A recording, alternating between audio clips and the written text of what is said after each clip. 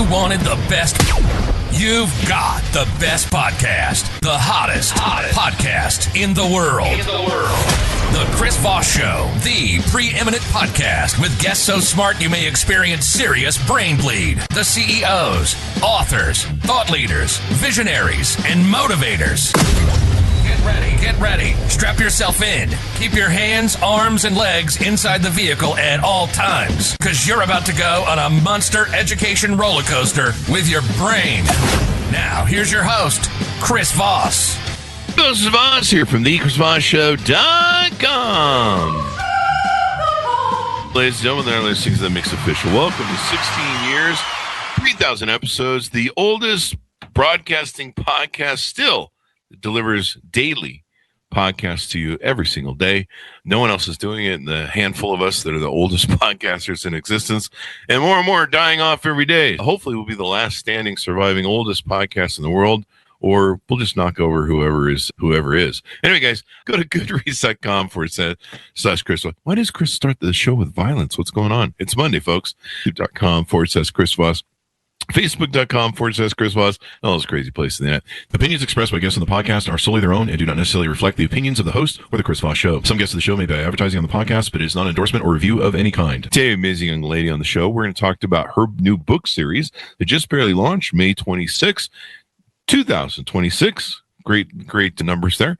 It is entitled Rosewood Academy, The Awakening, by Ashley Gayheart. We're going to get into her book and this forthcoming series of future books that are going to be coming out from her, and you're going to be entertained. And if not, we expect you to buy and read the books over and over until you are. Ashley writes with a strong love for fantasy, friendship, and the kind of magical world that young readers can step into with curiosity. In Rosewood Academy, The Awakening, she introduces Iris Jason, a 16-year-old girl whose ordinary birthday leads to a surprising truth about her hidden magical heritage. Through Iris's journey, Ashley builds a world filled with elemental lessons, loyal protectors, dragons, fairies, wolves, family secrets, and the excitement of finding where one truly belongs. Her storytelling carries a youthful, imaginative energy, making the academy feel alive with new friendships, school traditions, and lessons that slowly shape Iris into someone braver, wiser, and more connected to the magical side she never knew existed before her life at Rosewood fully begins at last. Welcome to the show, Ashley. How are you? I'm doing all right. All right. You're having the same feel on the Monday I am. So you're like, meh Mondays, we'll call it. So, Ashley, give us your .com. So where can people find you on the interwebs? You can find me at ashleygayheart.com. You can also follow me on Facebook at Ashley Gayheart, and then also Instagram, Ashley Gayheart. So give us a 30,000 overview of what's inside your new book. It's about my how do I put it? What I wish my life was. There you go. It's about a girl named Iris. She turned 6, and the night that she turned 16, she found out she was both human and part creature from the magical world. And she ends a couple weeks later going to Rosewood Academy in the magical world. She befriends some half human, half creatures, and she's in love. And she ends up having 3 protectors: a fairy named Zephyr, a black wolf named Luna, and a 2-headed dragon named Amaru. And she ends up growing in the magical world, keeping up her grades, and navigating in the magical world that she just found out about. Oh, wow. That's pretty darn interesting. And so you've got these folks doing all this stuff in this great novel, and it sounds like you've got a lot of fantasy figures. Would you present this as a fantasy type book, or what genre would you put this in? I would say it's a fantasy book. And maybe I notice here they've put it in some teen and young adult wizards and teen and witches fantasy and teen young adult sword and sorcery fantasy a little bit too.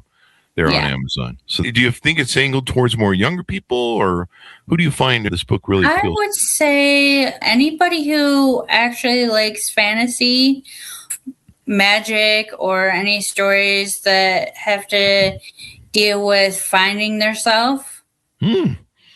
We're all trying to find ourselves in this world. Seems like it's a lifelong journey, right? Yeah. Yeah. I'm 58 and I'm like, who the hell is this guy? Yeah. Every time I look in the mirror, I'm like, why is there an old transient living with me? And then I'm like, oh, whoa, that's me. I'm not homeless, but I look homeless. I always joke with the gals when I go in to get my hair cut, and they're like, you really need a haircut. And I'm like, yeah.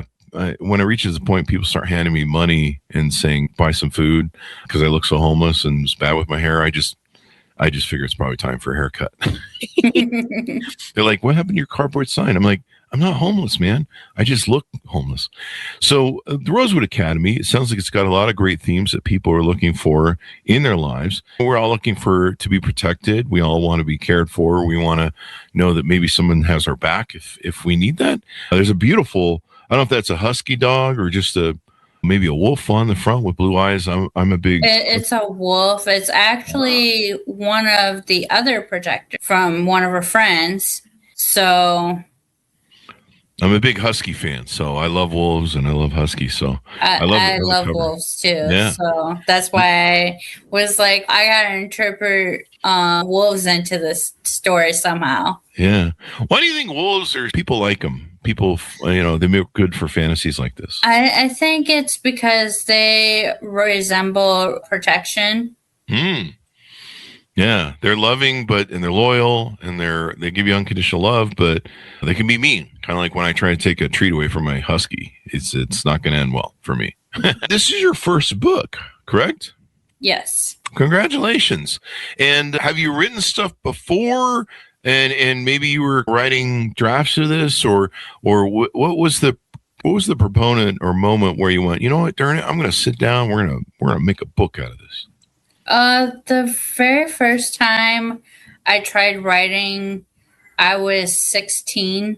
Huh. I started this technically a bunch of times, but I never went through with it, and I kept losing the drafts that I started. So officially, I finally started it, I think, last year, around January or February, and I kept stopping because I didn't have faith in myself that I could write it. And my husband was like, no, you can do this. You can do it. And my kids were there, and I was like, you know what? I'm going to keep writing for my family. My family are so important to me. And even though I've had a rough life, this has been the most that I enjoy out of life. Yeah. That's great too. And you have kids. Geez, every parent usually reads their kids from what I understand. And I don't know about every single parent, but I guess the smart ones do maybe. And the ones who care, put some shame into it. But now you can read them, maybe stories from your own book if they're old enough. I don't know. Is there an age limit of maybe some adult content or anything we got to watch? Not in the first book. Second one, it is very vague in it. But there might be some more vagueness in a couple other books. In the upcoming ones? Yeah. Could be some steaminess, maybe. So how did you've done what a lot of writers do that come on our show. You did the on and off thing, and you kept trying and drafting it. And evidently this idea just wouldn't leave you alone. Maybe it was your destiny or something you really wanted to do deep down. How did you finally overcome the start and stopping? Was there certain techniques you used to write that helped you really finish off this time? I mostly did it when I had time in between my kids going to a family member, doing it while they're asleep at night, did it just at random times when they allowed me to write. I'm a stay-at-home mom, so it's whenever I could when they would leave me alone and play together and stuff. Yeah. You know, it also works that I did for when I wrote my book. I just put my kids up for adoption, got them out of the house, and I had so much time to write. No, I'm just kidding. Don't do that, folks. That's not good. But no, this is really cool. You can read your kids bedtime stories, maybe snippets from your book. And Mom wrote that book. That's got to be darn cool. And I write a business book. None of my kids, if I ever have any, we're ever going to read that darn thing. They're just going to be like, whatever. Business, yawn. Give us something that's fun and playful. And kids have such a wonderful imagination. So anything that feeds that imagination is really good. So do you have plans, it sounds, to make this a future series ongoing? Is there any cap to it? Some authors we have on the show, they're like, I'm only doing 3 books of this and that's it. I don't know why 3 is a thing, but I don't know. I want to do at least 6 books, at least until she graduates from the school and gets ready to go to college. I haven't decided if I wanted to add the college. I feel like that's going to be too long. I mean, it just depends on how the 6th book ends. Oh, there's lots of turns and twists and plot things that can happen between now and then. So we'll see how it goes. And then people fall in love with these characters and they'll follow them around. We've got people that have written 15, 20, probably 20 more books in a series.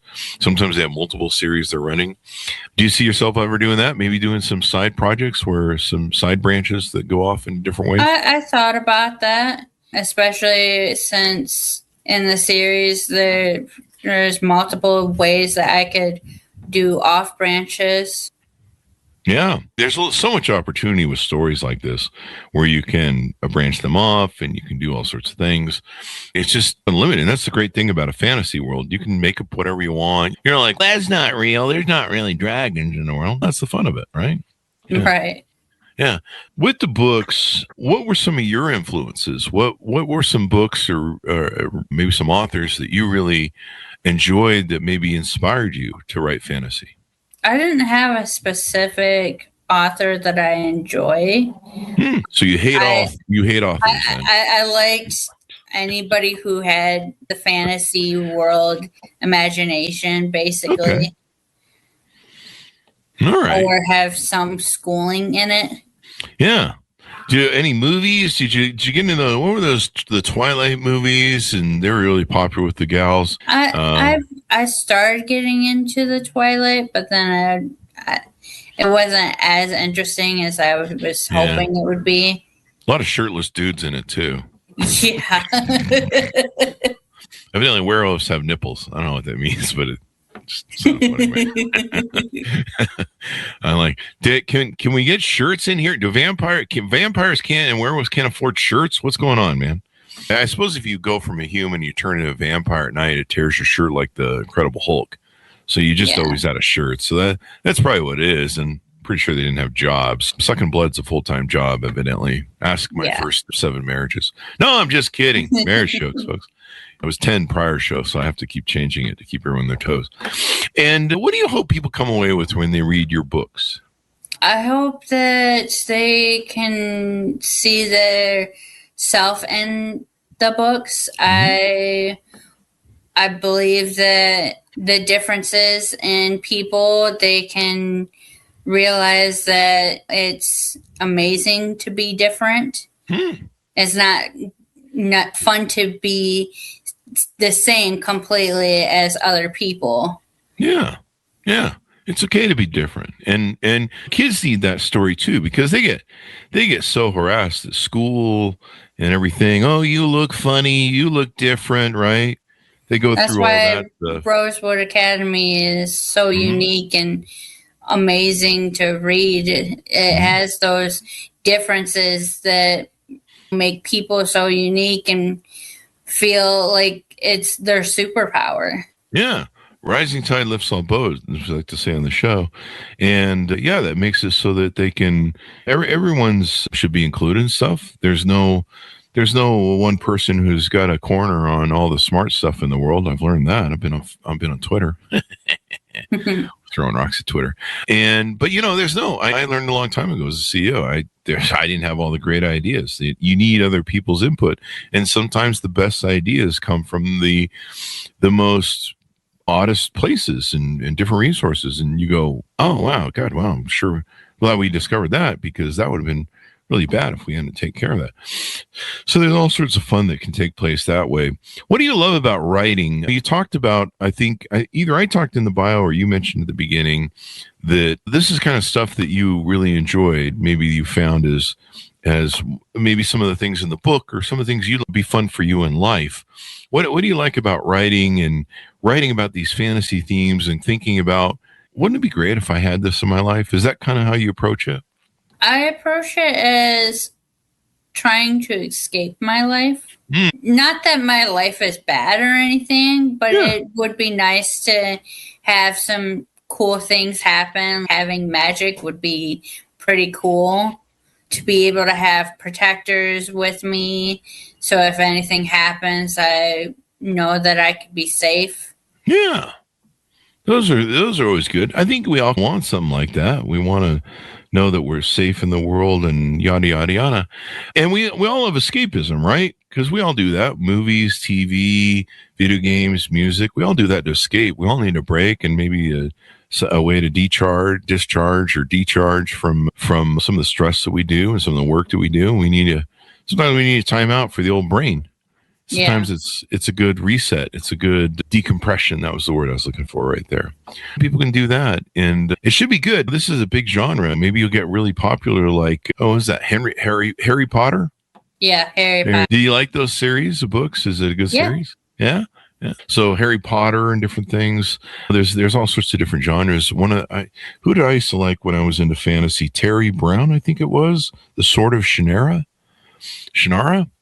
And I love reading those books when I was a kid. And then J.R. Tolkien, of course, created just wonderful characters and stuff.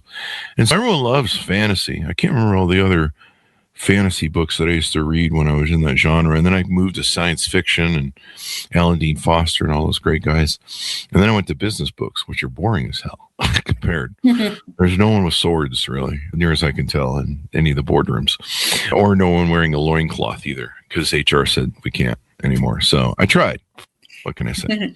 Maybe I should dress up like the Sword of Shannara and show up in the thing. Now I see on the cover there's kind of, I don't want to make an inference that isn't your thing, but looks kind of Disney Tinkerbellish. There's a little gal there in the cover. Who's that and what's that about? The fairy that I imagine are like really tiny. Okay. That they can sit on your shoulder, about probably 6 inches tall. So do I get an evil fairy and a good fairy, one on each shoulder? I can have that whole good, bad. Do this. Don't do that, Chris. It's bad.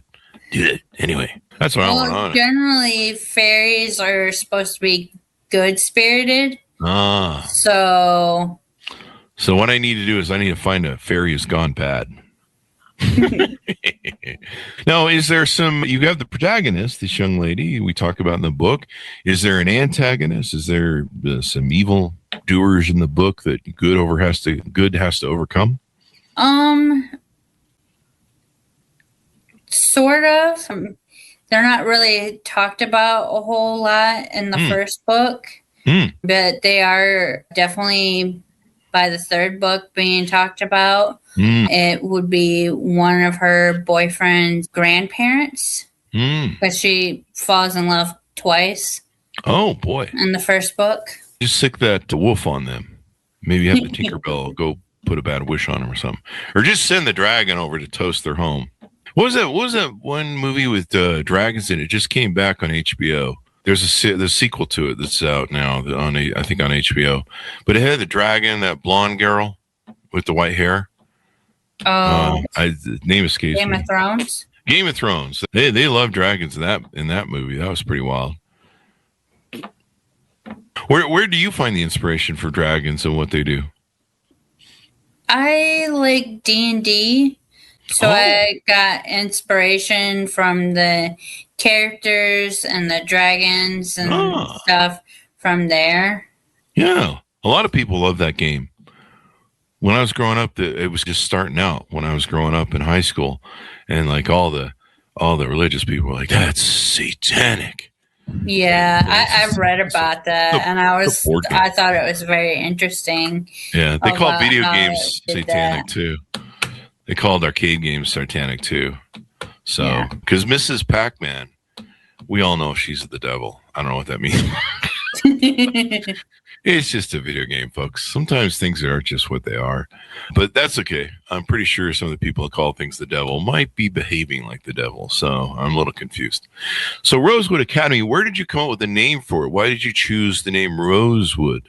I always liked the name Rose, and I wanted something that wasn't just Rose, so I ended up with the word wood afterward, and it seemed pretty for me, so I just made it the official name for it. Rosewood Academy. And people can go there. Is it like a safe place for folks that are in the characters in the book? Yeah. Kind of like, what was that one thing? The X-Men Academy? They can go to that mansion there and all hang out and stuff like that. Not to draw comparisons, I'm just asking. But like that maybe? Yeah. People can just paint a picture in their head if they want. What do you think sets your story apart from other fantasy books that are out there, other than the fact that maybe people wearing shirts and they're not vampires? The heart of it, most fantasy books have the chosen one or big bad that they have, and mine has to deal with relationships with the family, with significant others, friendships, and her bond with her protectors. Yeah. What are some of the other protectors? We've talked about the wolf, the dragon, the fairy. So the other characters, they either have 2 or 3 protectors, and the main protectors that are talked about are the fairies, the wolves, and the dragons. So they're the main ones on the characters and stuff. Was there any time you had trouble putting something together? What were some techniques that you maybe use? Some people, they write an hour a day. I know some people write in the early morning before their kids get up. I put my kids up for adoption, like I said before. But would you just try and write as much as you could, and then eventually you got time to edit the book? I wrote when I could, and then there were times that I wrote for a week or 2 straight without stopping, besides eating and taking care of my kids in between and going to bed. I did have some struggles with some actions going on that I didn't know what I should do. So I struggled a little bit, but as I've done the book, started writing more of the books, the actions have come a little bit easier. So it's not feeling so dull. Sometimes character development can be challenging because you've got to slowly build out the character, present them, et cetera, and it can be a challenge. And of course, sometimes people run into what's that thing called where they get writer's block. Sometimes you get stumped, but you work through it, and that's the key to being an author, and a key to not is you work through these scenarios and push through, and sometimes you reach a point where you're just like, I'm sick of all this stuff. But usually that's about the time you got it all done, and you just got to keep pushing through. Are you going to be touring around to bookstores doing any of that, or what are you doing to get the word out there on the book? So far, the company I've been going through, they've been helping me advertise it through social media and on other websites. And then with you is supposed to help as well. So get an audience and get people hearing about it. You got to spread the word. You can write the greatest book in the world, and if no one hears about it, no one will. Same thing with apps and products and everything else. So it's good you're getting the word out. And then people can read the first book. They can get ready to do your second book. Do you have a newsletter on your website that lets people know what the future is coming out? Yes. Cool. So they can check out your blog. You're keeping up on that. They got the newsletter. They can follow you on Facebook, looks like X, and Instagram. Anything more we need to know? Maybe that I haven't asked you about the books, the series, and what you're up to. I've been just working on the series. That's all I've been mostly doing for this first book has been published. If you're planning out 6 books, you got a lot of work ahead of you. But now that you got the first one under your belt, it's kind of like riding a bike. It's a little hard to learn, but once you get it down, you know how to ride a bike. It's just like riding a bike. So as we go out, give people a final pitch out to pick up your book and .coms and all that good stuff. So you can look me up at ashleygayheart.com. You can also follow me on Facebook at Ashley Gayheart and Instagram at Ashley Gayheart. Thank you very much, Ashley. We really appreciate it. Oh, go ahead. Sorry. You can also find it on Amazon and books and Barnes and Noble. Sorry. Barnes and Noble and any place fine books are sold. There'll be a link for it in the Chris Voss Show. Thank you, Ashley, for coming on the show. We really appreciate it. You did great. Thank you. Thank you. And thanks so much for tuning in. Order up her book wherever fine books are sold. It's called Rosewood Academy, The Awakening by Ashley Gayheart, out May 26th, 2026. Thanks so much for tuning in. Go to goodreads.com/Chris Voss, LinkedIn.com/Chris Voss, YouTube.com/Chris Voss, and all those crazy places in it. Be good to each other. Stay safe. We'll see you next. You've been listening to the most amazing, intelligent podcast ever made to improve your brain and your life. Warning, consuming too much of the Chris Voss Show podcast can lead to people thinking you're smarter, younger, and irresistible sexy. Consume in regularly moderated amounts. Consult a doctor for any resulting brain bleed.